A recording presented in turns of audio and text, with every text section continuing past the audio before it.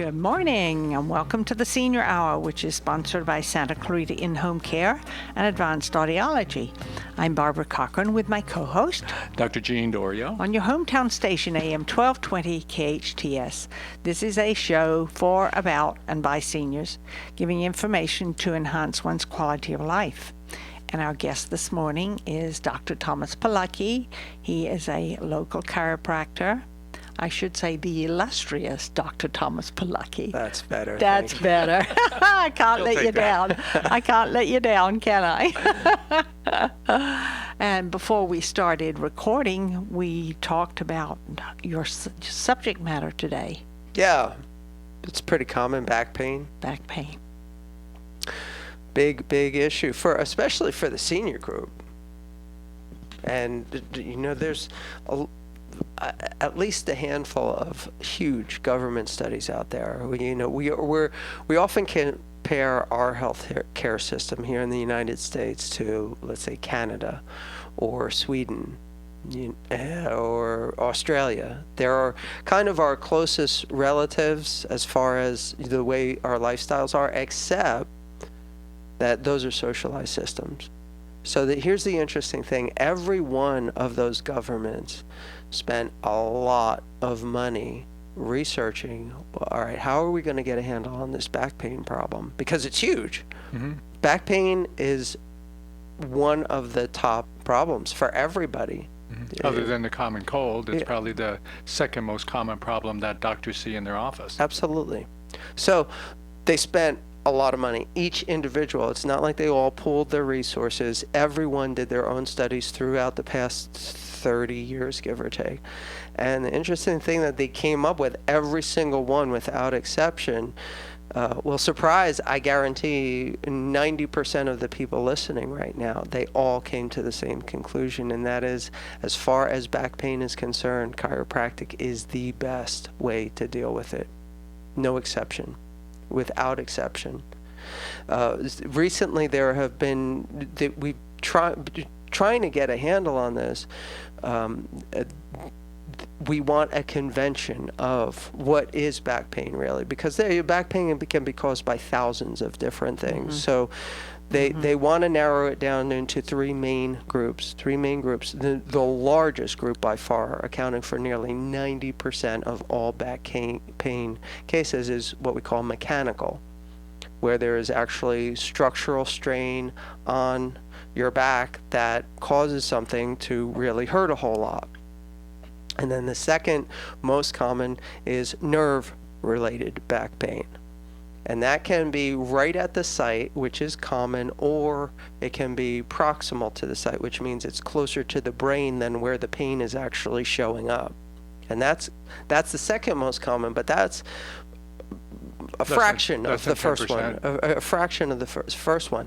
And then the last one is where you really need medical attention, and that is a pathological back pain.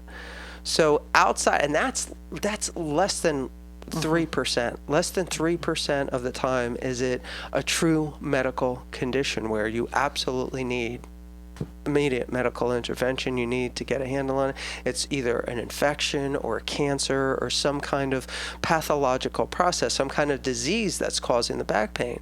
Right. Well, I know I have back pain every once in a while if I try to pick up something too heavy. Mm-hmm. And I strain. I'm going to pick it up anyway. Right.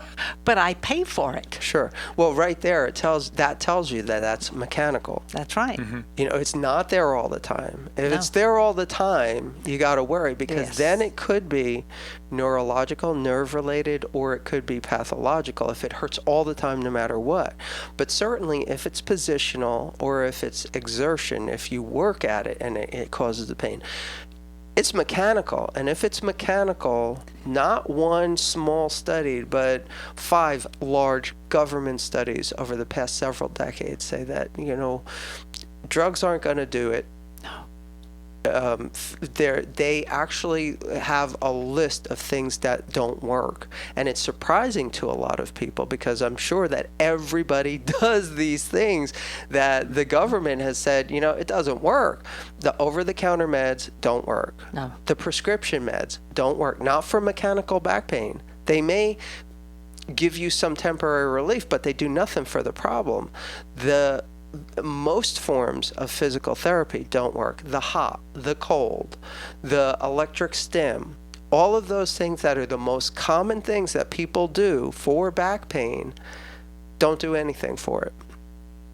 And they found that the one thing that does give the most consistent, the most cost effective, I love this. This is just a recent study.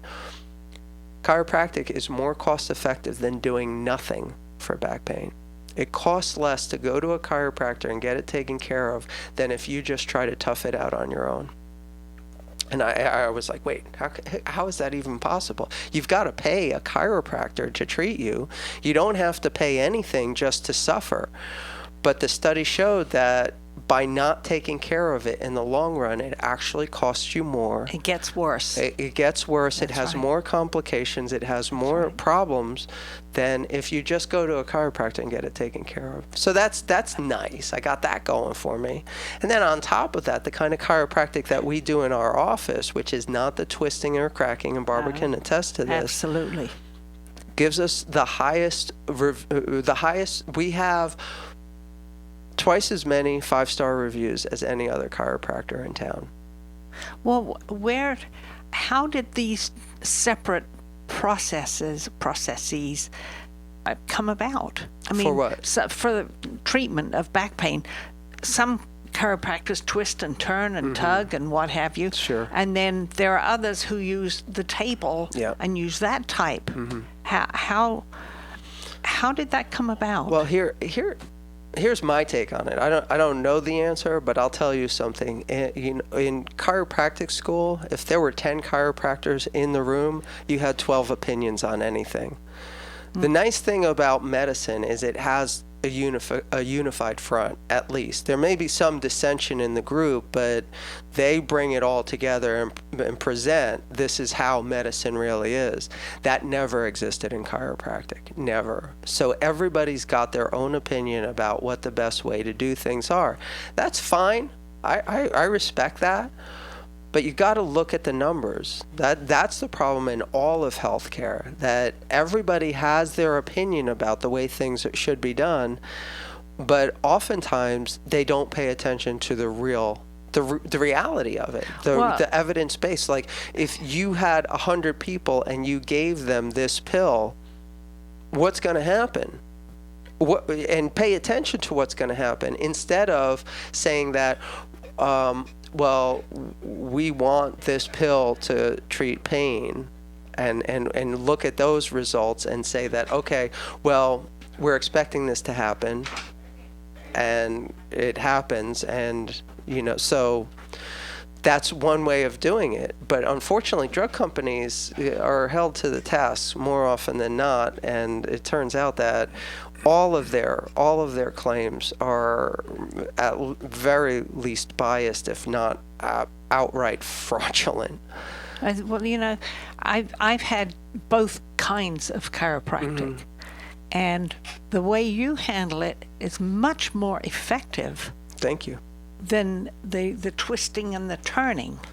Yeah. Because when I went to a chiropractor, after I was twisted and turned, I still hurt. Yeah. Because something else was affected other than what was supposed to correct what I had. Well, I could talk to an hour about just that alone.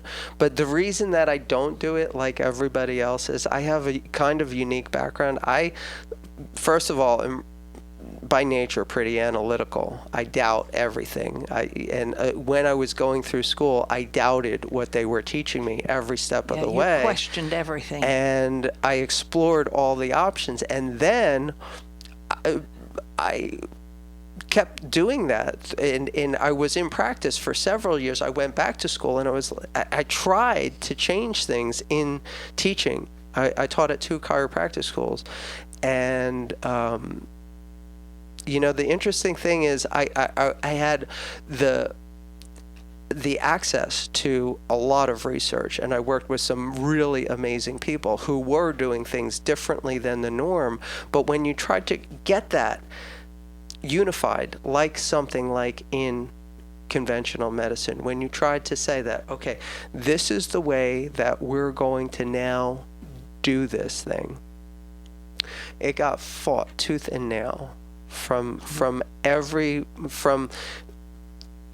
the administration, from the credentialing agencies, all of it. So what has to happen is, and I don't know, Dr. Dorio, you can speak to this if it happens in medicine too, but what has to happen in my experience in the academia, in the academic background, my short stint with that, is that everything defaults to the lowest common denominator. What can we do to get the largest group of people through the system and competent in something that is reproducible and out there as something that looks like what we promote it as? So these days in medicine, unfortunately, when you go and see your doctor, you've got a problem. Doctor, I have back pain. You're there for 10 minutes, and you walk out with a slip that has MRI on it. Right. And the simple treatment plans are obscured now, and I don't think we're unified at all in our treatment plan. I think we like to write the prescription or do the scans that cost a lot of money, instead of being practical about it and sitting down and trying to figure out how to truly handle the patient. Sure. And of course, the best treatment in the long run is preventive. So once your back problem gets better, and when typically and usually it's mechanical, you want to be able to start strengthening your core and strengthening your back and those muscles, ligaments, and tendons. Absolutely. To make sure you don't yank those out again. Absolutely. So most of the time, yes, you've lifted that box up and you've created your own problem.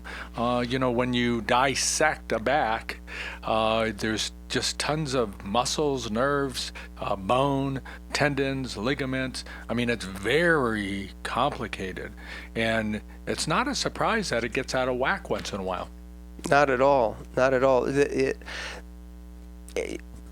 We have a unique perspective on this, having to dissect, as you said, and understanding the mechanics involved. There is so much that we take for granted.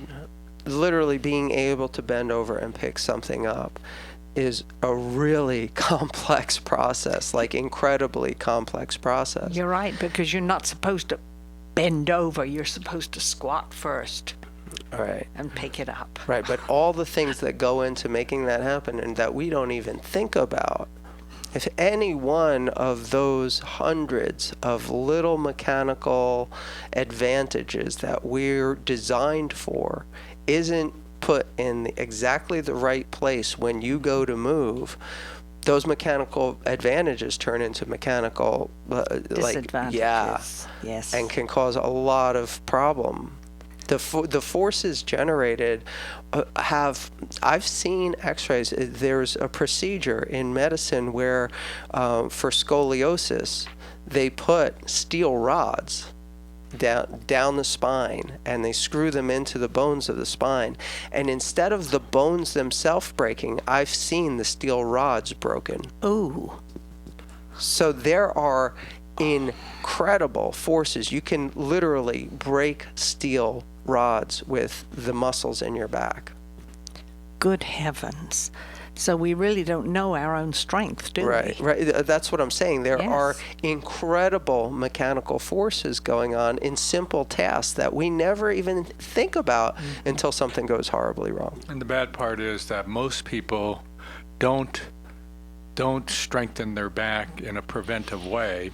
And maybe it's not lifting that box, but it's something real simple that knocks your back out. Absolutely. And that truly is the sad part about what we face as a symptom and then can't take care of it in the right way. Yeah. And we really don't. In the past, I think it's been at least 10 years, maybe only 5, but the studies have shown that chiropractors have done much better taking care of back problems than your general practitioner, family practice, and even neurosurgeons. I mean, the problems are far-reaching, but because we know that statistically they're pretty simple, take care of them and do it the right way. And I tell you, you can leave it in your own hands, but once you have back pain and have it for a while and it affects your quality of life, you learn that you better do something about it so it doesn't happen again. I had something really interesting happen. It's kind of a side story, but it's really appropriate. I'm getting to believe that my office is like Las Vegas. Whatever happens in my office stays in my office. I swear, I had a patient come in the other day, and he's been with me for years, and he came in, and this is not back pain related, but it certainly could be. It was weight loss related. So we go through the whole process, and I work up a whole program for him, and I give it to him, and he was like, "Wow, this seems like really. I'm ready. I'm ready for the change. I'm gonna do it. I'm gonna commit to this." I was like, "Okay, well that's good. It worked for you 3 years ago. I just don't know why you didn't continue on with it." And he was like, "What are you talking about?" I was like, "We did this exact program 3 years ago, and you had such amazing results that you did a video for me, and it's on YouTube right now." He was like, "No." Really? I was like, yes, trust me, it's on YouTube right now. And he was like, "No, it's not." I clicked on YouTube, and he looked at it. He was, he said, "I would have sworn, I would have bet that never happened." And I was like, how can you forget that not only did you do this exact thing 3 years ago, you got great results, but you even sat in front of a camera. That's a big deal for a lot of people. You sat in front of a camera and gave a testimonial, and he totally blanked on the whole thing. And this is an intelligent person. It's not like this is a drug addict or something like that. This is an intelligent person that just totally forgot. So I believe the same thing happens all the time. I absolutely give people exercise and nutrition advice in my office every single time. I treat them, I get them out of their emergency, and then I give them the homework. And unless they stay under my care with a checkup, a checkup once or twice a month for me to stay on top of it and make sure, they forget everything. As soon as the pain is gone, they literally forget that it ever happened. It's crazy, but I know that it was such an eye-opening experience now for me. that just sounds pathologic to me, because I don't think that, how could he forget? He must have been on a Schedule II drug or something. No, no, he's not. He's a really great guy, and he's not. So that is odd. That is odd. It was really odd, but then it kind of opened things up to me. I'm like, I know that these people got better under my care, and then I hear years later that they're getting surgery for something, and I'm like, how does that happen? And then this event opened it up for me. They just forgot. They forgot that it ever happened, and I'm sure that happens a lot more than I've ever been aware of. Well, the older you get, the more forgetful you get. I've been experiencing that, and I'm thinking, wait a minute, how could I forget that? Right. But I did. Schedule II drug. Yeah. Speaking of which, we got to break in a bit, but it is hot out there right now on opioids. It is causing an epidemic, a real problem, and there are so many options available to people that don't put your life at risk. That's right. I know there was an article in the Daily News about it, and it's really becoming an epidemic. Right. Well, really yeah, is. It's been out there for years now. We're just hitting reality finally. That's right. That's right. And our need to figure out what's going on and how to deal with it. And That's that's right. the problem. We don't know how to deal with it yet. And where it's just escaping us the reality of what is happening, especially to our kids, who are those who are the most susceptible to gateway medication. So we have to be real careful in how we deal with it. Our seniors and our baby boomers, I think they're going to be fine, but we have to deal with the reality of people using heavy-duty drugs and dying from it. That should not be on our screen right now, but it's got to be on our radar. And if we don't finally start talking about it more, discussing it in this community, we're gonna be in trouble. I think we write about it. You see it in the press. I see it on the websites all over, but I think a full discussion needs to come around and the realities of it. That the processes and everything that we've done in the past not working. Well, there have been 4 heroin deaths here this year, or is it alone. 5? This year alone, 4. 4 this year alone. That's frightening. I think there were 11 last year. And it isn't even, the year isn't even half over yet. I think 3 or 4 years ago we had 16. Oh. Before that, 11. We're dealing with a lot of people who are having problems here. But, when you treat addiction like it's a frailty of life, when you don't recognize it as a disease and get that through your head, it is a disease, then you're going to be in trouble. We have to have change the culture and the attitude of the people, especially here in Santa Clarita, to get that through, Barbara. And, I agree. I agree completely. We this radio station, and we have to start doing something about that right now. I agree with you. And we need to take a break, don't we? I'm Barbara Cochran with my co-host, Dr. Jean Dorio, on your hometown station, AM 1220 KHTS.